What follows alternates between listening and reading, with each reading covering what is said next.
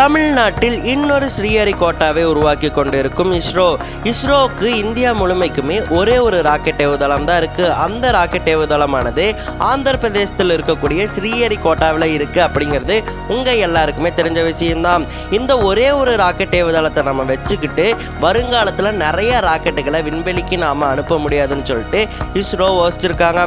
அதன் மூலமா இஸ்ரோவானது தமிழ்நாட்டில் ஒரு ராக்கெட் ஏவுதளத்தை கட்டலாம்னு முடிவெடுத்து தமிழ்நாட்டின் தூத்துக்குடி மாவட்டத்தில் இருக்கக்கூடிய குலசேகரப்பட்டினத்தில் புதிய ராக்கெட் ஏவுதளம் அமைக்கும் முன்னெடுப்பா தமிழக அரசு, இந்திய அரசு, இஸ்ரோ ஆகிய மூன்றும் இணைந்து குலசேகரப்பட்டினத்தில் அடிக்கல் நாட்டு விழாவை நடத்தியிருக்காங்க. இது மூலமா புதிய ராக்கெட் ஏவுதளமானது தமிழ்நாட்டில் உருவாக போகுது.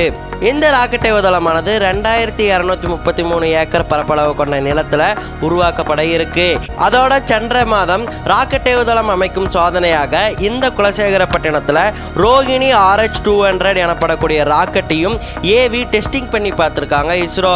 அதன் மூலமா அந்த ராக்கெட்டானது மேல 75 கிலோமீட்டர் தூரம் வரைக்கும் பறந்து இங்க ராக்கெட் ஏவுதளம் அமைக்கலாம், குலசேகரப்பட்டினத்துல ராக்கெட் ஏவுதளத்தை உருவாக்கலாம் அப்படின்னு சொல்லிட்டு நிரூபிச்சிருக்கு. இதனால இஸ்ரோவினர் அனைவரும் மகிழ்ச்சியில் இருக்காங்க. அதனால வரக்கூடிய 2 ஆண்டுகளுக்குள்ளாகவே குலசேகரப்பட்டினத்துல ராக்கெட் ஏவுதளத்தை உருவாக்கக்கூடிய முயற்சிகள்ல இஸ்ரோவினர் ஈடுபட்டிருக்காங்க.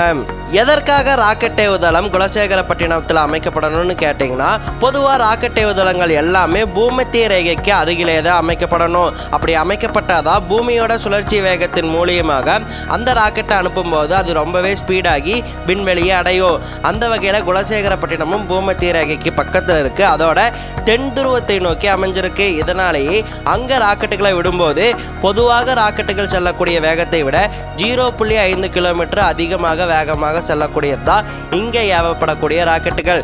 அதனாலதான் குலசேகரப்பட்டினத்துல ராக்கெட் ஏவுதளத்தை அமைக்கலாம் அப்படிங்கிற முயற்சியை இஸ்ரோவினர் எடுத்திருக்காங்க. தமிழ்நாட்டில் ராக்கெட் ஏவுதளம் அமைய போகுது அப்படிங்கிறத பார்த்து தமிழர்கள் எல்லாருமே மகிழ்ச்சியில இருக்காங்க. இந்த தகவல் பத்தி நீங்க என்ன நினைக்கிறீங்க அப்படிங்கிறத மறக்காம கமெண்ட்ல சொல்லிட்டு மறக்காம நம்ம வீடியோக்கு லைக் பண்ணிடுங்க, நம்ம சேனலுக்கு சப்ஸ்கிரைப் பண்ணிடுங்க.